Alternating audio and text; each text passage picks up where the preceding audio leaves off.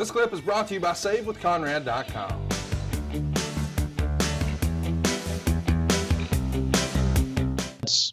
That's my feeling on that. This is our buddy Jimmy Hart and our buddy Earthquake. Who, by the way, I think I could do cosplay as for Halloween, maybe. Yeah, I think you could go back and forth on your feet like that, couldn't you? Boom, yeah. Boom. Yeah. Boom, boom, boom, boom. Go shake. See, earthquakes are shaking. Boom, boom, boom. Boom, John Tenta. A lot of shouting going on in these promos here. That's what it is, man. That's what the promos of the day call for. Take a listen. The only thing left standing will be me, the only natural disaster in the World Wrestling Federation. Come on, baby, let's go. All right, let's get back out to ringside. Taking on the mighty Hercules. Ooh. I was not a huge Hercules fan, but I got to tell you, I did think it was cool when he had the big chain and he would sling it around his head and it would cover the length of the ring. Like, that was a pretty cool thing as a kid. Yeah, I liked Hercules. I liked Ray a lot. Well, I'm just saying you see this from Different from an adult co-worker, traveling companion, whatever, a professional standpoint. I see it from the lens of a damn, 7-year-old. Sure. 8-year-old, whatever I was here. And, I understand now that, hey, they're just trying to give everybody gimmicks. The model's got to have, the fragrance, and Coco Beware's got to have the bird, and Demolition has got to have the spikes and the paint and the mask. And, Hercules has to have a chain, and Jake has to have a snake, and the $1 Million Man has to have the diamond belt. And I understand these are all just accessories and props, but it really did go a long way to create, I don't know, differing characters. You need some sort of differentiation than what maybe the NWA was doing, where this guy wears blue and this guy wears black. Yeah. The NWA was a more realistic presentation of wrestling. This was, for lack of a better word, I think the term everybody uses is cartoonish presentation. Right. Right. But I still liked it. Oh, I did too. Hey, listen, there's some pretty good interviews and skits coming up in this show. I think we should track them. I mentioned Steve Allen. I think he's got a couple of things in this show. Rona Barrett's going to be in this show, which I always thought was funny. If you didn't know who Rona Barrett was, she was a kind of a gossip columnist of the day back then. Talk me through Let's Track 'em. Is that fancy speak for let's play the audio? Or is it fancy speak for let me make fun of it? No, that's fancy speak for let's play the audio. Okay. I can do that, Tony. Okay. Anyway, that's a term they use in the production truck. Well, see, I do mortgages and whatnot. Right. In other words, in the production truck, when Keith Mitchell wants the sound of the tape, or what's on tape, you'll say, track tape. In other words, that tells everybody that tells the audio guy that's what he wants to hear. So, by the way, working with Keith Mitchell again is a treat. Also, I want to mention the fact that, and I came out with this on Twitter recently. I was, and I'll just tell you the whole story in case you didn't see it on Twitter.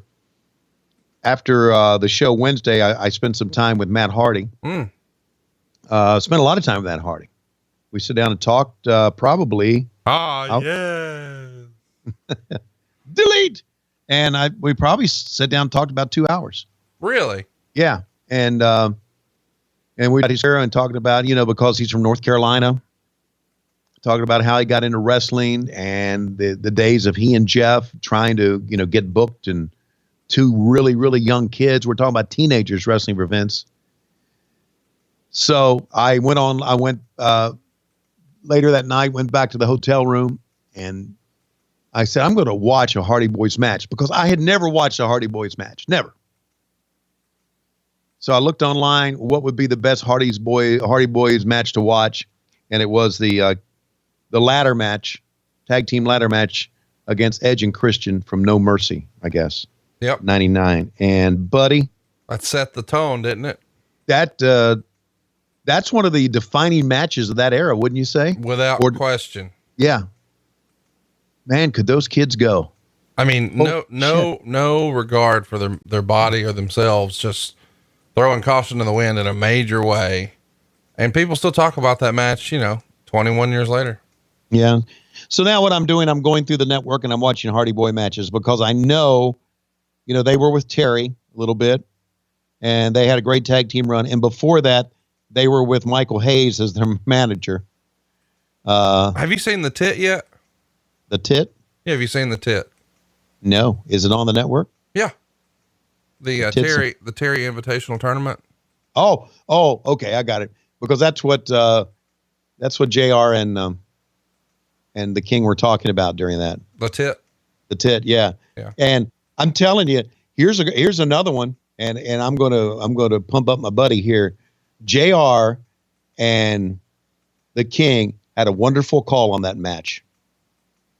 Wonderful call.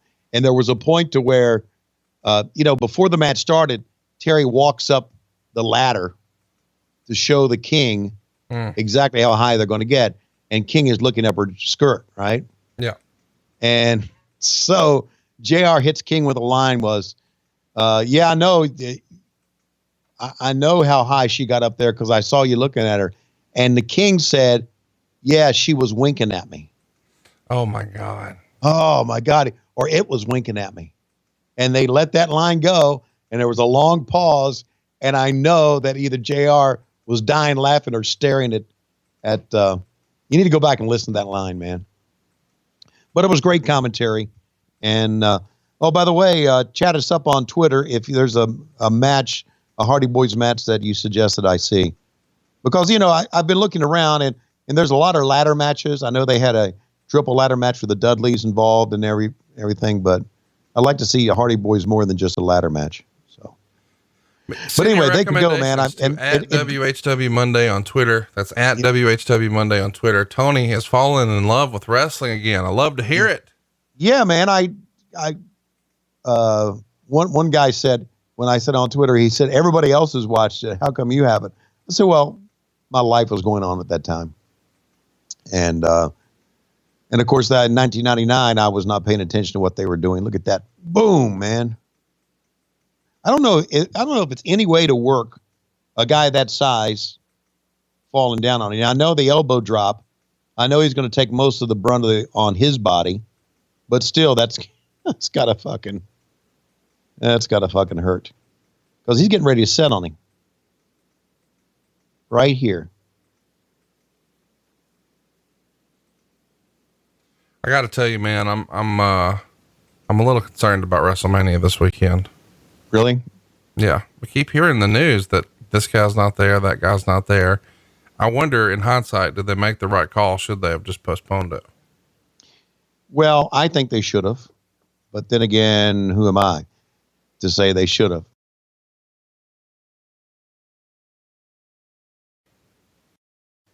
So there's something that's not common knowledge that you know about? No, I don't know what's out there and what's not. I'm just saying there's a lot of people who are going to watch WrestleMania and who haven't been keeping up with spoilers. And I don't want to give spoilers here on the show. So they may do some sort of pivot and I don't want to ruin somebody's fun. Yeah, I get that.